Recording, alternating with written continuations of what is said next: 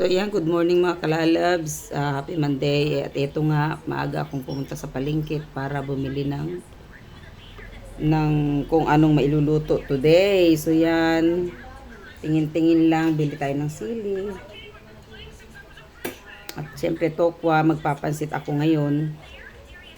At ikot lang tayo sa yote dahil magtitino lang inyong kalalabs today. So yan, bumalik na, paalis na, kapamili na nga mga kalalabs at tayo pabalik na. Eto na, dito na nga ako nasa bahay. Nakauwi na ng bahay at inaredy ko ng aking mga lulutuin mga kalalabs. So yan, ang una kong lulutuin po ay pansit. Ayan, nakapagayat na tayo. Bumili ng kaunting karne ng manok para may lasa man lang yung pansit kahit papaano. So ayan. At yan, bumili rin ako ng manok na pang tinola mamayang tanghali. Hugasan natin. Ayan. Ready na natin ang lulutuin nga. Hugasan muna natin ang pansit Mickey. At so, ayan nga, nakasasalan na ang kawali. Iunahin natin ang sibuyas. Unahin ko pala ang karning manok. Yan, atin munang lulutuin hanggang maging brown siya. Toasted. Yan.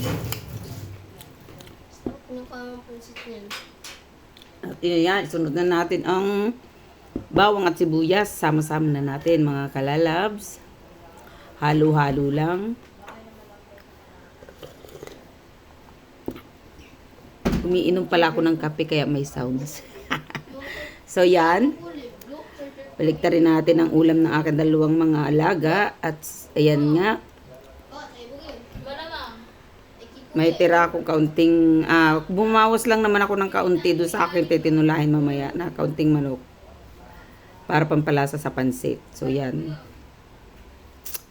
Ayan nga ang ulam ng tanghalian. At hugasan na nga natin ang gulay ng pampansit. Ayan. Ako lang ang nagbibideo guys. Wala akong taga-video kaya medyo mahirap putol-putol. At siyempre hindi mawawala si Servers One toyo. Kaunti lang kasi maalat na nga yung noodles. At siyempre Knorr cubes. Laging meron. Pampalinamnam. Lagay na natin ang pansit. Yum.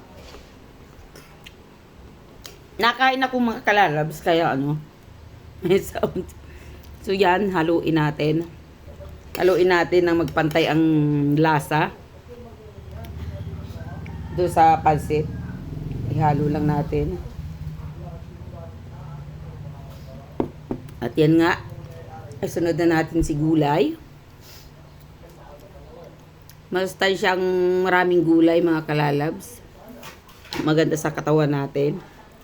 Kaya dinamihan ko ang gulay. Kahit kukunti lang ang pansit. So, ayan.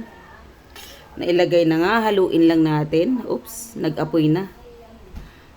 Hinaan natin. Haluin lang natin. At ayan nga. Naluto na siya.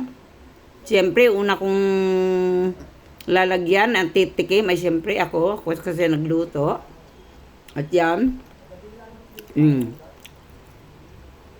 Ayan, nilagay ko na yung iba sa lamesa. At ayan, ready na ang mga kasama. Tinawag ko na sila.